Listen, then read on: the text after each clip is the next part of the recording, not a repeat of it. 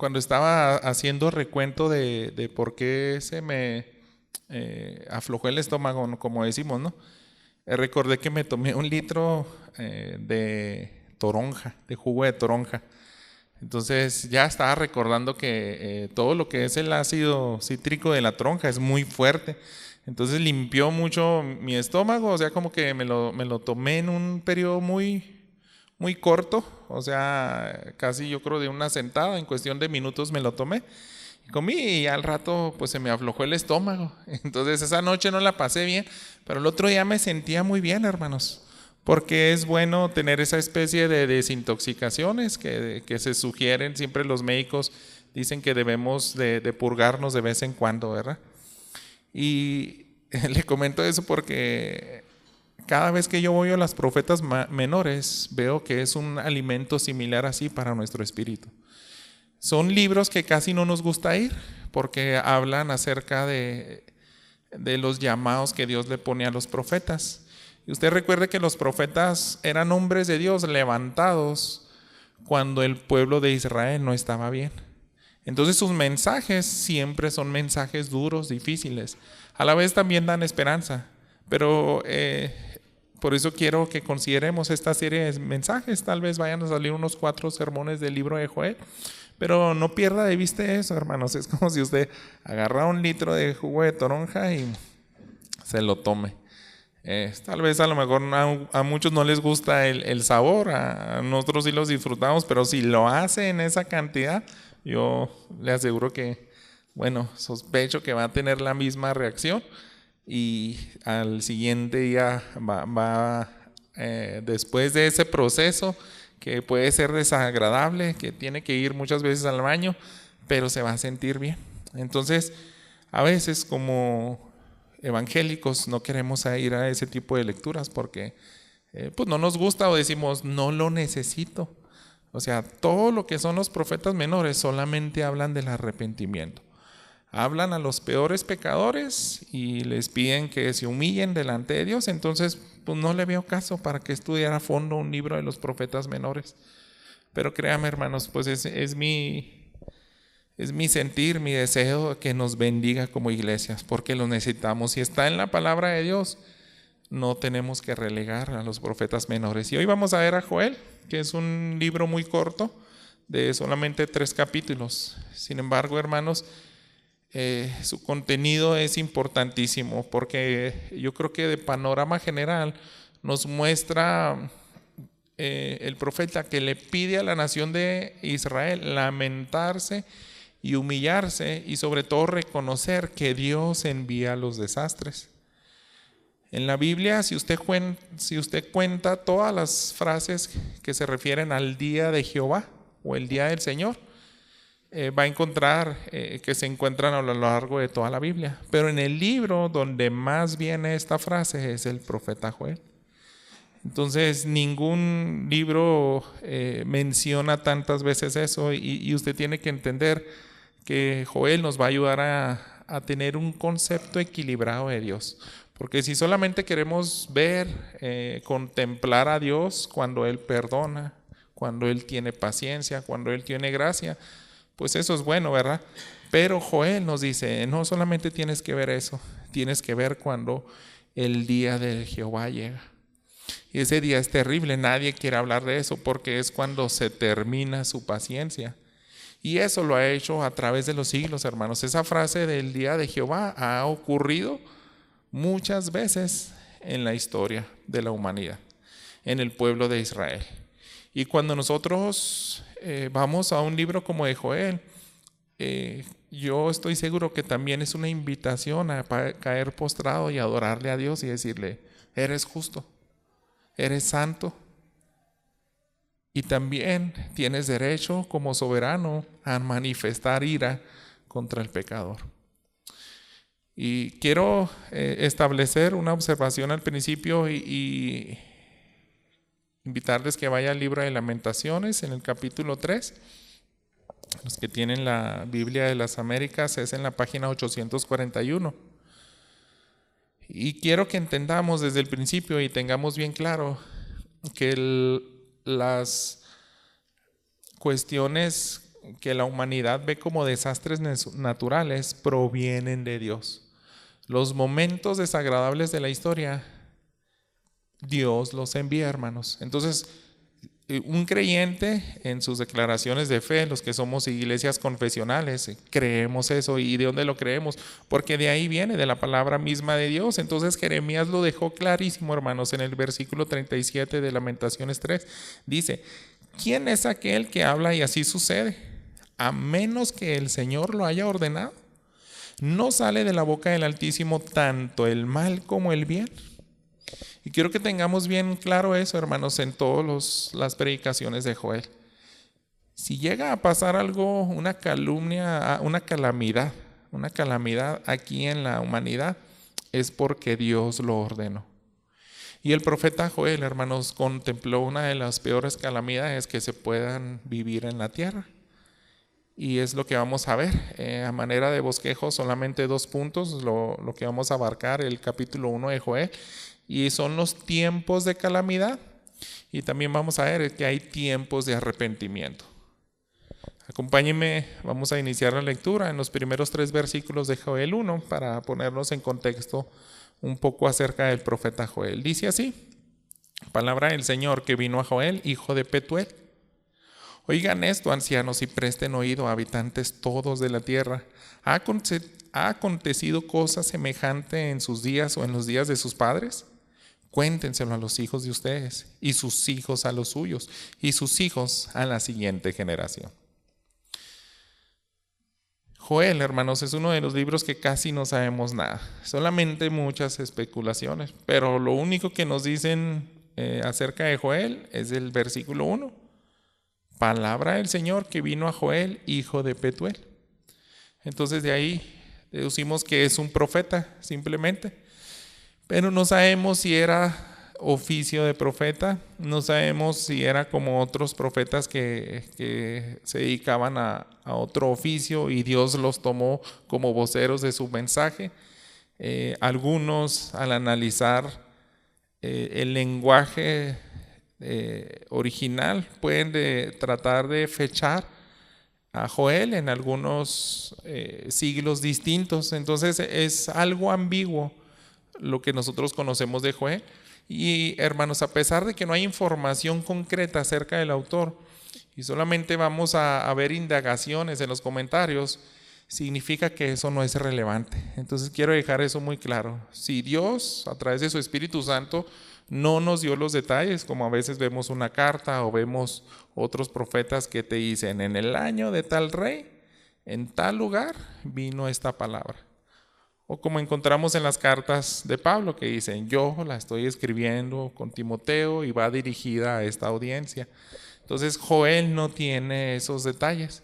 Sin embargo, hermanos, tenemos que considerar que aunque Dios decidió que no fueran relevantes, yo creo que precisamente por eso es un libro que se puede utilizar y puede ser bendición a cualquier circunstancia.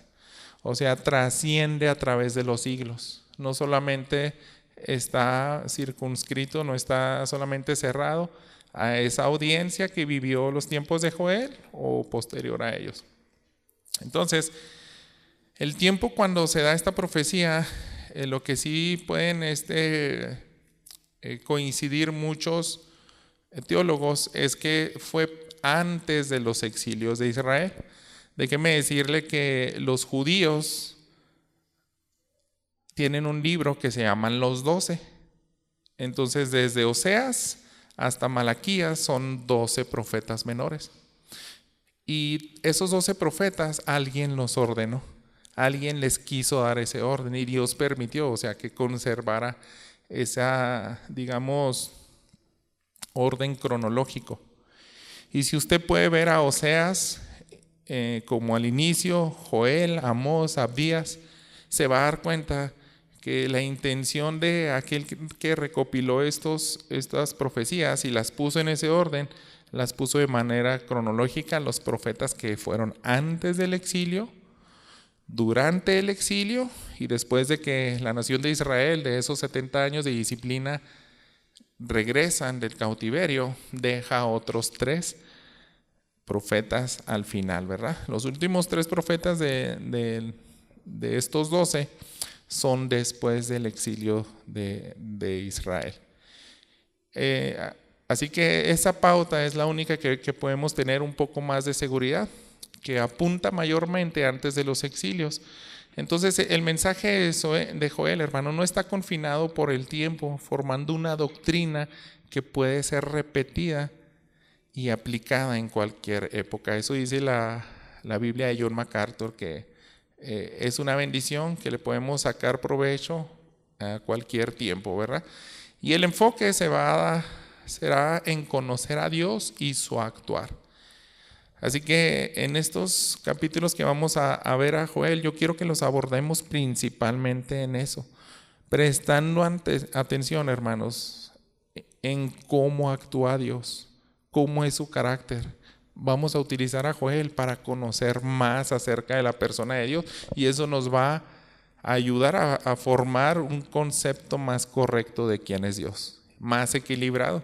Si dejamos de predicar o de estudiar y de considerar profetas como el libro de Joel, se nos va a olvidar que también Dios se enoja, que Dios tiene un lugar en la historia que lo ha utilizado varias veces, conocido como el día de Jehová, el día del Señor.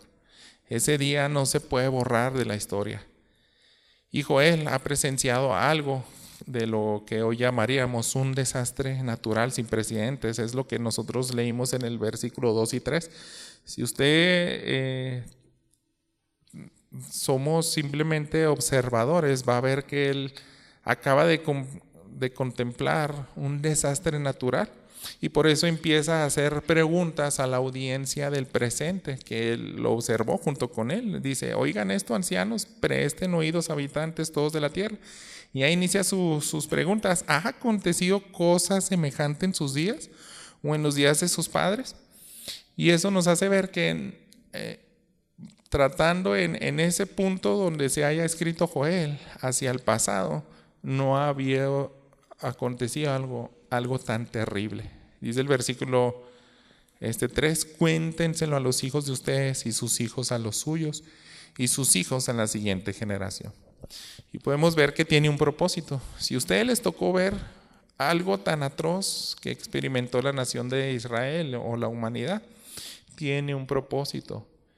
Y de manera general, si Joel ya durante toda su profecía está diciendo que el autor de esa calamidad fue Dios, dice: no se les debe olvidar, tiene que perseverar en la mente de la humanidad, en las futuras generaciones, y ustedes se van a encargar de eso.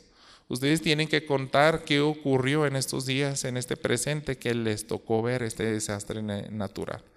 Así que a continuación, hermanos, lo va a describir detalladamente y va a dar a conocer su propósito. ¿Qué fue lo que vio el profeta Joel? Vaya conmigo a los versículos 4 al 7. Lo que dejó la oruga, lo comió la langosta. Lo que dejó la langosta, lo comió el pulgón. Y lo que dejó el pulgón, lo comió el saltón. Despierten, borrachos, y lloren, y giman todos los que beben vino a causa del vino dulce que les quitan de la boca. Porque una nación ha subido contra mi tierra, poderosa e innumerable. Sus dientes son dientes de león y tienen colmillos de leona. Ha hecho de mi vid una desolación, y astillas de mi higuera del todo las ha destrozado y derribado. Las ha descortezado y derribado. Sus ramas se han vuelto blancas. Este mensaje que está dando Joel, hermanos, está describiendo una plaga de langostas que devastó la ciudad, que devastó la tierra de Israel, más bien. Así que estos desastres superan por completo la mayoría de desastres naturales que nosotros conocemos. Quiero ponerlos en contextos. ¿Qué pudo haber visto Joel, hermanos? Si usted investiga acerca de las últimas tragedias que ha vivido la humanidad, le voy a tratar de resumir las más sorprendentes, las más trágicas. Y vamos poco a poco en orden de retroceso. Usted sabe que en el mes de enero hubieron incendios en California, ¿verdad? Déjeme decirle que ahí se quemaron 16,000 hectáreas. Pero en esta semana, en Corea del Sur, se quemaron por incendios forestales 36,000 hectáreas. Entonces eso es el más del doble de los incendios de Carolina. Creo que fue a mediados de esta semana. En Estados Unidos, en cuanto a las inundaciones que nosotros podemos ver, hermanos, y también en este mes de marzo ocurrió en Argentina, dejando pérdidas económicas estimadas en $400 millones. Solamente tiene que ir y ver los detalles, qué tanto afectó a cuántas familias. Si retrocedemos al 2010, hubo un terremoto en Haití y cobró la vida de alrededor de 230,000 personas. Entonces, que un desastre natural mate a 230,000 personas, pues implica algo tan triste, ¿verdad? Dejando a más de 1,000,000 sin hogar. El tsunami del Océano Índico en el 2004 afectó a 14 países y causó la muerte también de aproximadamente 230,000 personas. Entonces pues vemos las imágenes, ¿verdad? De lo que nos traen los noticieros y se nos hace algo indescriptible y podemos ver que afectó en todo sentido a países. Pero hermanos, déjeme decirle que eso se queda corto a una plaga de langostas. Ahora le voy a describir de las mayores plagas de langostas que han pasado por la humanidad. Nosotros tenemos el relato de Egipto, que dice que cubría el cielo y devastó a todo el país. Entonces vaya a Éxodo, lea los detalles y va a ver que esto es incomparable a las otras desastres naturales que le acabo de comentar. Pero déjeme decirle que la historia tiene registros de años atrás, y uno de los peores desastres por langostas fue en China en el año de 1870 hasta 1879. Y déjeme describirle qué pasó. En la dinastía Qing, una de las peores plagas de langostas ocurrió en combinación con una sequía prolongada. Millones de hectáreas de cultivos fueron destruidas, lo que contribuyó a la gran hambruna del norte de China. Y se estima que murieron de 9 a 13 millones de personas. Entonces puede ver, hermanos, que no se compara ese tipo de desastres naturales. O sea, aquí ya están contando millones de hectáreas afectadas. La plaga de langostas en Estados Unidos, que experimentó en el año de 1874 a 1875, es conocida como la plaga de las langostas de las montañas rocosas. Y esa invasión cubrió grandes extensiones de los estados del medio oeste. Se estima que trillones de langostas formaron nubes de más de 500 kilómetros de ancho, destruyendo cultivos en Kansas, Nebraska y Texas. Entonces, sabe que es grandísimo Texas. Déjeme decirle que esta especie de langosta se extinguió a finales del siglo XIX. Y eso es para que vean la magnitud, ¿verdad? De que Dios envíe ese tipo de desastre. Todo esto que estoy mencionando, considérenlo ya, hermanos, como el día de Jehová. Son cuestiones que Dios la ordenó. Él ordenó que ocurrieran este tipo de cosas. Y en un poco más adelante en la historia, en 1928, pero ahora es el continente de África, y también por el lapso de un año, uno de los brotes más grandes registrados en África afectó grandes partes del continente, desde Sahel hasta el Cuerno de África, devastando cultivos en países como Sudán, Etiopía y Somalia. Causó hambrunas y crisis económicas en comunidades agrícolas dependientes. También hablan de India y Pakistán en 1942. En ese año, esa plaga coincidió con la gran hambruna bengala, donde murieron de 2 millones de personas, más de 2 millones de personas. Y aunque la hambruna tuvo múltiples causas, la plaga de langostas destruyó los cultivos en la región y agravó la crisis alimentaria. Otra plaga de langostas en África Oriental, ya esta es más reciente, del 2019 al 2021, considerada la peor en 70 años. Esta plaga afectó a países como Etiopía, Somalia, Kenia, Sudán del Sur y Uganda. Se formaron enjambres de hasta 400,000 millones de langostas, devastando cultivos y agravando la inseguridad alimentaria en la región. Se estima que puso en la región el riesgo, la alimentación de más de 20 millones de personas fueron afectadas. Entonces usted puede ver, hermanos, que no hay comparación, ¿verdad?, con ese tipo de desastre natural. Y algo así vio Joel. Él describe, ¿verdad? O sea, se perdió todo lo verde que podía ver en esa región. Y no se sabe si está hablando de 4 tipos de insectos o evoluciones de la langosta. Cuando nosotros vemos en el versículo 4, dice: lo que dejó la oruga lo comió la langosta, lo que dejó la langosta lo comió el pulgón, y lo que dejó el pulgón lo comió el saltón. Los estudiosos no saben exactamente qué clase de insectos son, pero simplemente no hay necesidad de saber exactamente la diferencia, hermanos, sino lo que tenemos que nunca olvidar es que todo lo mandó Dios. Y lo mandó para devastar, creo yo, pues millones también de hectáreas. Y Joel está viendo eso. Y a raíz de que observa eso, empieza a dar un mensaje de cómo lo tienen que vivir aquellos que lo están experimentando. Y si se fija ahí podemos deducir que tiene un propósito. ¿Por qué? Porque la nación de Israel estaba pecando. Él está diciendo: los que son borrachos, los que dan cuerda suelta, ¿verdad?, a sus impulsos mediante el vino, ustedes tienen que llorar. Ustedes tienen que lamentarse porque ya no va a haber más materia prima para que puedan beber. Se acabaron todas las vidas. Eso es lo que está diciendo, ¿verdad? Despierten, borrachos, lloren, giman todos los que beben vino a causa del vino dulce que les quitan de la boca. Y en esos versículos del 5 al 7 del 6 al 7 está hablando, ¿verdad?, esa plaga poderosa e innumerable. Y los comentaristas en el versículo 6 a veces no se ponen de acuerdo si ya está refiriéndose a un ejército de humanos que va a venir posteriormente o solamente así empieza a comparar a las langostas. Pero como sea, hermanos, es un desastre, es una calamidad que Dios está enviando.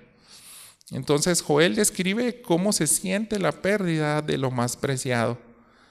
Los que vivieron en esa época,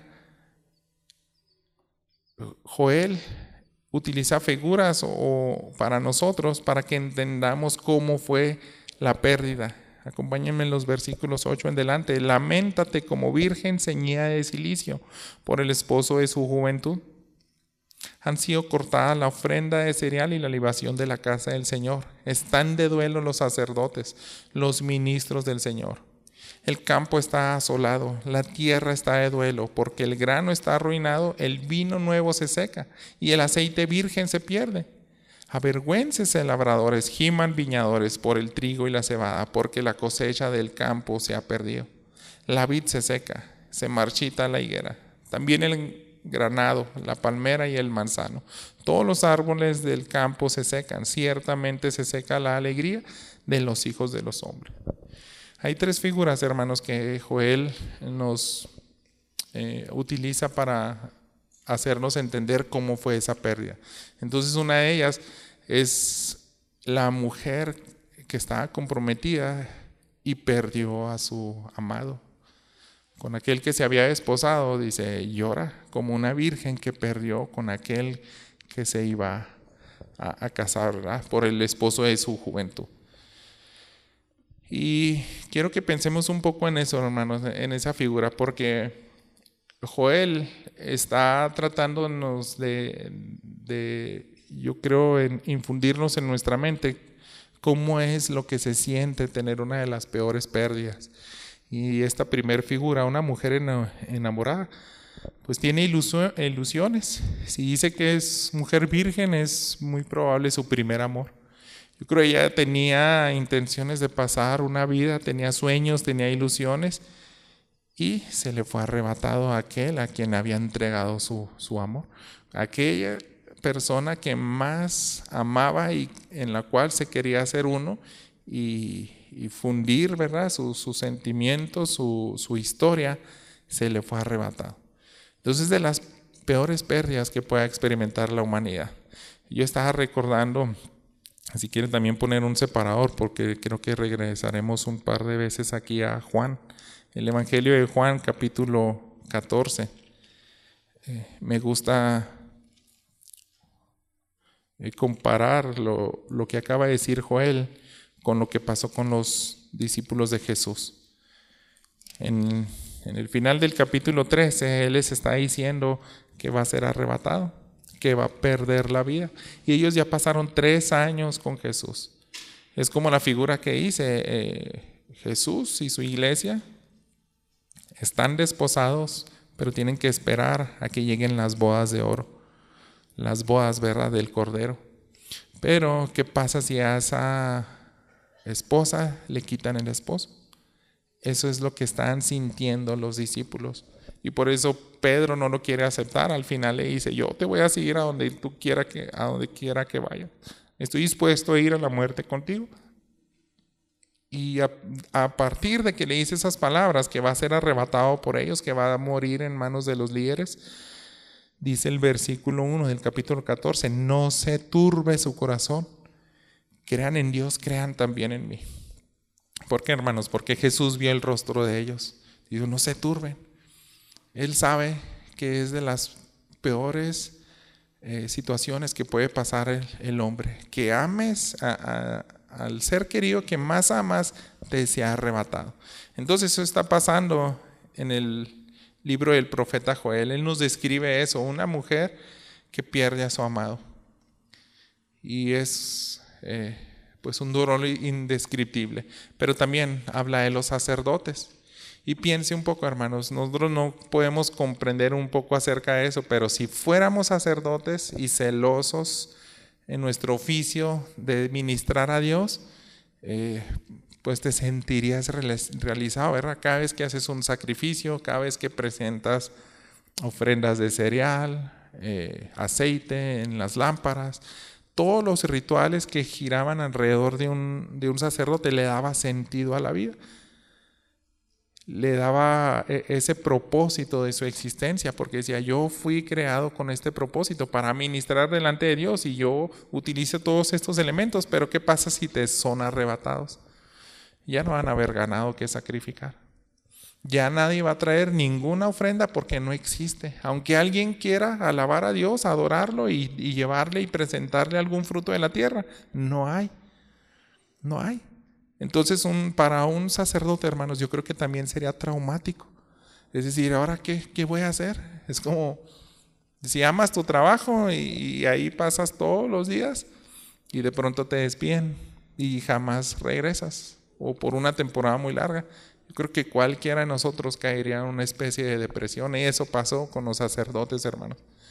La otra figura habla de los agricultores, porque eso es lo que está describiendo, ¿verdad? Labradores, en el versículo 11, giman viñadores por el trigo, la cebada, porque la cosecha del campo se ha perdido. Entonces es tan triste que tú hayas invertido horas, esfuerzo, dinero en comprar semillas, bueno, contextualizando un poco, pues tal vez gastando en fertilizante, y todo se echó a perder. Todo se lo comieron las langostas en cuestión de días, no sé cuánto tiempo habrán tardado, pero sí son trillones de insectos que arrasaron, y si llegara a quedar un poquito de algo, otros insectos llegaban y se los comían. Entonces eso es lo que pasó, hermanos. Joel describe cómo se siente ese ambiente. Es un evento, hermanos, traumático, y está descrito como algo que consuma la razón de la felicidad del hombre. Déjeme repetirle otra vez el versículo 12. Al final dice: ciertamente se seca la alegría de los hijos de los hombres. Porque en derredor de la agricultura, hermanos, giran demasiadas cosas para que nosotros vivamos plenamente. Y todo eso es arrebatado. lo que daba sentido a la vida, la materia prima que hacía que muchas actividades trajeran placer al corazón, desaparecieron. Y eso lo está viviendo Israel, hermanos. Así que este llamado que vamos a ver a continuación es bajo las siguientes indicaciones. Ya vimos que hay tiempos de calamidad y ahora va a venir un tiempo de arrepentimiento. Ese es el propósito que habla el libro de Joel. Pasa una calamidad, pero tiene un propósito y es para que el pueblo de Dios proceda en arrepentimiento. Y es lo que vamos a ver a partir del versículo 13. Cíñanse de cilicio, lamentense sacerdotes, giman ministros del altar. Vengan, pasen la noche ceñidos de cilicio, ministros de mi Dios, porque sin ofrenda de cereal y sin libación ha quedado la casa de su Señor. Promulguen ayuno, convoquen asamblea, congreguen a los ancianos y a todos los habitantes de la tierra en la casa del Señor su Dios y clamen al Señor. Ese es el llamado, hermanos. Y si se fijan, está haciendo énfasis al grupo que acabamos de ver anteriormente. Es algo que le faltaba al pueblo de Dios. Si usted se fija cómo inicia el versículo 8, dice, lamentate como la Virgen. Desde ahí empieza el llamado. Dice el versículo 11, avergüénzate, los labradores, ¿verdad? Y ahora les está pidiendo, es como si ya lo están sintiendo los estragos de ese castigo que vino de parte de Dios, pero ahora les está diciendo, tiene un propósito y es que se tienen que arrepentir. Por eso el versículo 13, yo creo que sí tiene una diferencia de qué están sintiendo, pero ahora dice, ¿qué van a hacer intencionalmente ustedes? Cíñanse de cilicio. Entonces era esa señal. Lo vemos, por ejemplo, cuando Jonás predica en Nínive, ¿qué es lo que mandó a hacer ese rey? Dice, vístanse de ropas ásperas y échense ceniza encima. Era literalmente hacer eso, para que tu cuerpo también esté padeciendo y que Dios vea una humillación sincera. Entonces ese versículo está dando una orden, un imperativo a los sacerdotes: lamentense, gímense, ministros del altar. Así que yo creo que en la época de Joel eso no lo habían hecho desde hace bastante tiempo.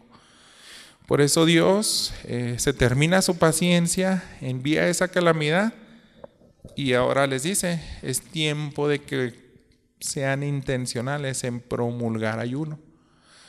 No se va a sanar esta tierra si no se humillan, promulgan ayuno y buscan a Dios. Entonces todo esto es intencional. ¿Para qué? Para que clamen, para que cambie la situación. Entonces está pidiendo, clamen a Dios. Tienen que clamar a Dios. Así termina el versículo 14, clamando al Señor. Quiero recalcar, hermanos, nuevamente que todo esto provino de Dios. Para un israelita no tenía que haber ninguna duda de que esa calamidad fue enviada por Dios, porque ya estaban advertidos siglos atrás. Si usted va al libro de Deuteronomio, le invito a que me acompañe, porque yo creo que de aquí pueden salir muchos sermones de los primeros versículos, pero porque tratan de las bendiciones. Los versículos 1 al 14 habla de que Dios ama a su pueblo, tiene las mayores intenciones de bendecirlo y que sea una bendición permanente y grande. Sin embargo, a partir de Deuteronomio 28 del versículo 15, Él dice que los va a maldecir si no le obedecen, si no demuestran un amor genuino, si no circuncidan su corazón y lo toman como su único Dios. Fíjese lo que dice después de ya describir las bendiciones en el versículo 15. Pero sucederá que si no obedeces al Señor tu Dios y no guardas todos sus mandamientos y estatutos que hoy ordeno, vendrán sobre ti todas estas maldiciones y te alcanzará. Y las empieza a escribir. Y vienen en un tono, pudiéramos entenderlas de menor a mayor, o de distintas maneras como Dios los iba a a castigar. Pero no olvide que tenían un propósito de hacerlos volver en sí. Vaya al versículo 38 de este capítulo de Deuteronomio y fíjese cómo describe la manera exacta, cómo los iba a disciplinar. Sacarás mucha semilla al campo, pero recogerás poco, porque la langosta la devorará. Entonces un temeroso de Dios y amante de la ley de Moisés vendría a Deuteronomio y recordaría, ya estábamos advertidos, esto iba a pasar, si está ocurriendo esto, es para que reflexiones y seguramente nosotros fuimos los causantes. Vaya al versículo 42. Todos tus árboles y el fruto de tu suelo los consumirá la langosta. Entonces, era algo obvio, hermanos, que Joel les está diciendo, ¿recuerdan todo eso que nos dijo Moisés? Ya llegó los tiempos de calamidad, pero tienen ese propósito de llamar a su pueblo al arrepentimiento. Así que Joel lo pronuncia como algo inevitable. Ahora, lo que va a decir es que es como una antelación de que Dios todavía puede poner la mano más dura. Si va a enviar y va a ser más específico en el día de Jehová, que también muchos estudiosos del libro de Joel plantean eso, es como un adelanto de lo que les va a pasar en el exilio. Si está muy probablemente escrito y estos tiempos en los tiempos de los profetas de antes del exilio, es que apunta a ese evento donde todavía va a ser peor. Ahora sí va a enviar un ejército humano, ahora sí va a enviar a naciones poderosas que los van a llevar cautivo. Entonces están a tiempo de clamar por misericordia. Regresemos a Joel y continuemos en el versículo 15. Pareciera como que ya les está diciendo, es inevitable, va a venir el día de Jehová, pero no por eso, hermanos, tenemos que dejar de clamar por misericordia. Ese tipo de cosas siempre hacían los predicadores. No sé si usted recuerda en el libro de los Hechos, cuando está Simón el mago que quería comprar al Espíritu Santo, ¿verdad?, para imponer las manos a los hombres, y Pedro le dice, yo veo que estás en oscuridad y en amargura, así que clama a Dios, quizá vaya a tener misericordia de ti. Entonces, independientemente del futuro, de lo que llegue a pasar, en cuanto a las advertencias de Dios, si las vamos a recibir o ya no se pueden evitar, de todas formas tenemos que clamar.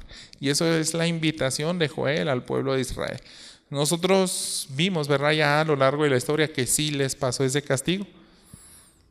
Pero, sin embargo, Dios deja testigos a lo largo de la historia que son sus profetas y les dicen, yo les mandé siervos temerosos de Dios a que repitieran mis palabras y se humillaran. Y yo les dejé esa invitación para evitarles un castigo peor. Vamos a ver, hermanos, qué dice aquí en el versículo 15. Ay de ese día, porque está cerca el día del Señor y vendrá como destrucción del Todopoderoso. Entonces se fijan, es como algo inevitable. Vendrá, solamente espérenlo un poco más. Y continúa el versículo 16. ¿No ha sido suprimido el alimento delante de nuestros ojos y la alegría y el regocijo de la casa de nuestro Dios? Las semillas se han secado bajo los terrores, los almacenes han sido asolados, los graneros derribados, porque se secó el grano. ¿Cómo muge el ganado andando vagando las manadas de vacas? Porque no hay pasto para ellas. Hasta los rebaños de ovejas sufren. Y es obvio, hermanos, que venía lo inevitable, iban a empezar a morir de hambre. Tanto los animales como los humanos, ellos iban a pasar un tiempo muy, muy, muy difícil, ¿verdad? Entonces, ese es el día del Señor.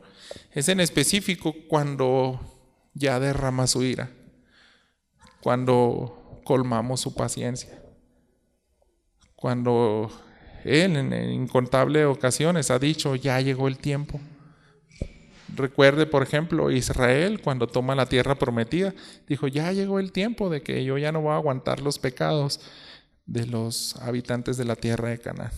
Los tienen que aniquilar a todos. Ese es el día de Jehová. Y así ha pasado muchas veces cuando Dios dice, voy a derramar mi ira y lo voy a hacer como yo quiera. Si va a ser con plagas, si va a ser por medio de una nación, si va a ser a mi pueblo Israel o la van a recibir otras naciones, ese es el día de Jehová, hermanos. Y sabemos que eso apunta a algo futuro, el mayor evento al cual apunta el día de Jehová es en su segunda venida, hermanos. Es donde va a iniciar, donde viene el principio y el fin, que va a juzgar con vara de hierro a todo aquel que se rebela contra Cristo Jesús. Y mientras tanto, hermanos, somos llamados al arrepentimiento y nosotros también a percibir a los demás que consideren que así actúa Dios. Entonces, ahora Joel, hermanos, se une al clamor. Él está diciendo a los sacerdotes, no se les olvide que tenemos un Dios todopoderoso. El Dios todopoderoso, nadie lo va a poder detener. Él puede hacer y disponer de un desastre natural y va a humillarnos. Entonces Él es el autor de la destrucción. Su santidad es más grande que cualquier templo, porque en esos días otra vez está haciendo énfasis, ¿verdad? Ustedes sacerdotes ya no van a poder ofrecer sacrificios, ya no van a poder presentar ofrendas. ¿Por qué? Porque Dios es más grande que un edificio. Dios es más grande que rituales. Dios es el Todopoderoso y cuando Él decide manifestar su ira, es capaz de destruir lo que Él mismo ordenó que existiera. Así pasó en los días de Noé. Destruyó a toda la humanidad y a los animales. Así lo hizo cuando pasó en Silo, que los filisteos toman el arca del pacto. Así ocurre cuando destruyeron el templo de Jerusalén. Entonces Dios es el Todopoderoso, es el autor de la destrucción. Y ahora Joel se une al clamor y clama porque sabe que solo Dios puede detener la calamidad. Y aquí empieza también a mostrarnos esperanza. ¿Por qué clamar, hermanos? Porque Joel conoce cómo es Dios. Él sabe que también en Él hay misericordia. Vamos a terminar este capítulo, los versículos 19 y 20. A ti clamo, oh Señor, porque el fuego ha devorado los pastos del desierto y la llama ha consumido todos los árboles del campo. Aún las bestias del campo braman por ti, porque se han secado los arroyos de agua y el fuego ha devorado los pastos del desierto. Entonces Joel llamó al arrepentimiento, hermanos. Muy probable pudo haber vivido entre el año 700 y 800 antes de Cristo. Y a esa época que contempló ese desastre natural, está diciendo, vuélvanse a Dios, clamen, humíllense, pidan perdón. ¿Por qué? Porque ya conocemos el autor, entonces ya solamente hay una sola persona a la cual le tenemos que pedir perdón. Es al Todopoderoso, al soberano, ¿verdad? Al que también está dispuesto a manifestar y demostrar a la humanidad que Él también se enoja, que en algún punto termina su paciencia. Y dice, hasta los animales hacen eso, se humillan delante de Dios. Pero hermanos, estos libros de los 12, a mí siempre me gusta considerar que los profetas menores, quien sea que los haya tomado y unido y acomodado en ese orden, muchos sospechan que fue Malaquías. Eso fue en el año 400 antes de Cristo. Tal vez Joel era un libro ahí arrumbado que ya nadie consideraba, pero hubo un varón de Dios temeroso y empezó a leerlos y dijo, tengo que comunicar esto a mi pueblo Israel porque ahora ya hasta pasó el exilio y necesitamos volver a humillarnos. Este mensaje nunca va a estar caduco, siempre nos va a servir. Si aquel que rescató y puso este orden y lo presentó en esa audiencia en el 400 años antes de Cristo y les dijo, esto es lo que profetizaban antes en el pasado para evitar el exilio, pero todavía lo necesitamos. Y hermanos, todavía lo necesita la iglesia de Cristo. ¿Por qué? Porque Joel quería evitar el castigo de Dios viniera con más intensidad. Creo que debemos de regresar allá a Deuteronomio 28. Y déjeme leerle ahora otros versículos más adelante. Ese capítulo de las maldiciones, me gusta cómo termina, porque tiene ese propósito. Dios no lo hace simplemente para burlarse, para deleitarse en el sufrimiento de su pueblo, sino lo hace para santificarlo. Y en los versículos 45 al 50, fíjense lo que dice.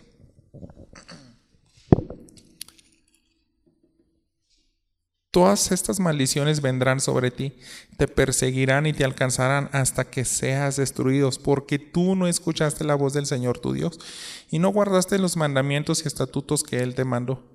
Ellas serán señal y maravilla sobre ti y sobre tu descendencia para siempre, por cuanto no serviste al Señor tu Dios con alegría y con gozo de corazón, cuando tenías la abundancia de todas las cosas. Por tanto servirás a tus enemigos, los cuales el Señor enviará contra ti, en hambre, en sed, en desnudez y en escasez de todas las cosas. Él pondrá yugo de hierro sobre tu cuello hasta que te haya destruido.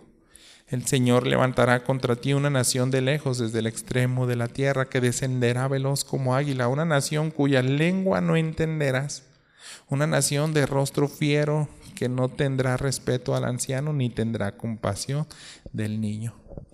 Entonces se fijan, primero planteó, te voy a empezar a castigar para que vuelvas en sí, y va a llegar ese punto cuando veas las langostas, humíllate, pero si no te humillas, ahora dice, van a llegar las naciones.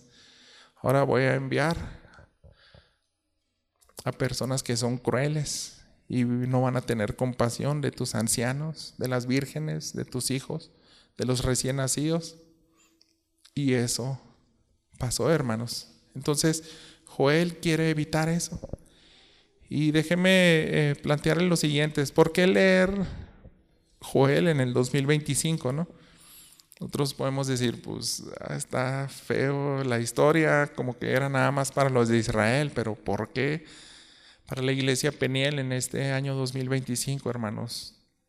Yo creo que es pertinente humillarnos cada vez que veamos un desastre natural.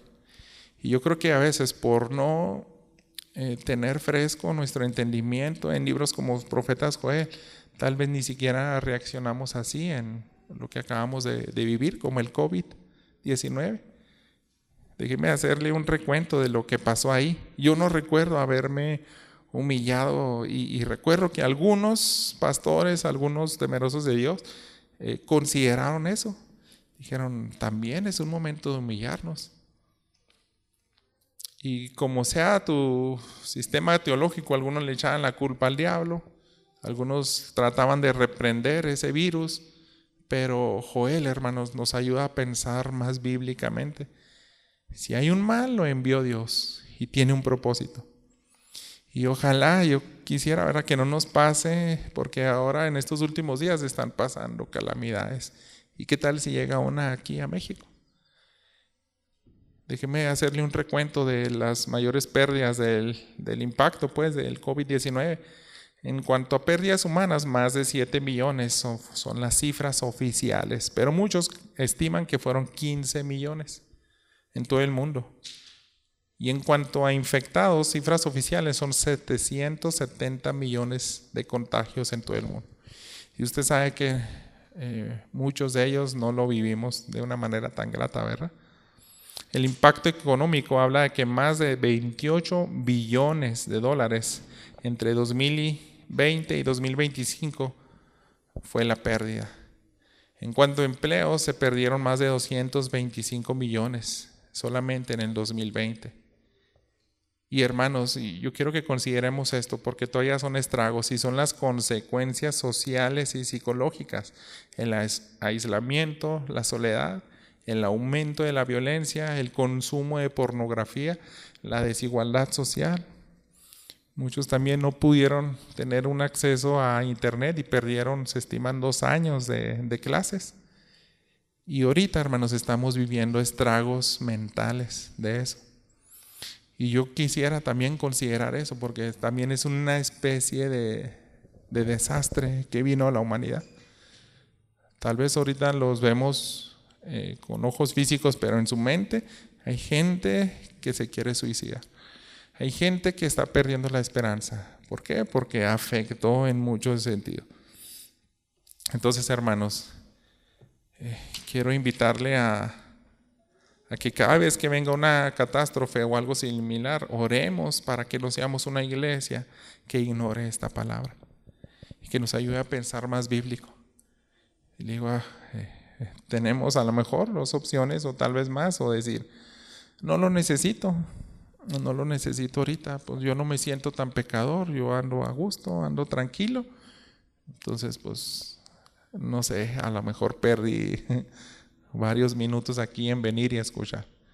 Pero la otra es decir, ¿y qué tal si este mensaje es para evitar? Porque yo no ando firme delante de Dios. Yo no estoy reaccionando bien ante la calamidad que Dios pueda mandar. Y me gusta porque Joel, sea como sea, amaba al pueblo de Israel y quería evitarles un mal peor. Entonces es como también para anticipar y decirle, humíllense, amen más a Dios, examinen sus caminos, porque es lo que continuamente hacían los profetas. Observen. Si no estás viviendo plenamente, yo creo que también es una especie de mal, que ya sabemos quién es el autor. Job siempre lo vio así, hermanos. Cuando su esposa le dice, ¿por qué no maldices a Dios y ya te mueres? Oye, ¿que no vamos a recibir de Dios solamente el bien y el mal? Entonces, yo creo que nunca debemos de olvidar que si hay algo que nos aflige y que probablemente la raíz pueda ser el pecado, entonces es tiempo de clamar a Dios. Que Dios bendiga su palabra. ¿Qué le parece si me acompaña en oración? Y pedirle a Dios, ayúdanos a no ignorar este consejo, a no ignorar esta palabra, porque la necesitamos. Si la envío este domingo porque viene algo cercano o no, pero tenemos que conocer a Dios de manera más concreta, de manera más completa. Tenemos que recordar que Dios es santo, justo. Tenemos que adorarle cuando están pasando momentos difíciles. Oremos. Padre, en esta mañana alabamos y bendecimos tu palabra porque tú nos ayudas a ver la vida diferente, a verla con tus ojos. Y nos recuerdas, Padre, que solamente tú eres el digno de ser adorado. Solamente ante ti nos debemos de humillar y debemos de clamar. Tal vez la calamidad no ha venido a nosotros, pero si llega en algún país, también yo creo que sería bueno interceder por ellos. También es bueno hablar este mensaje a aquellos que sí lo están viviendo, a aquellos que lo están experimentando.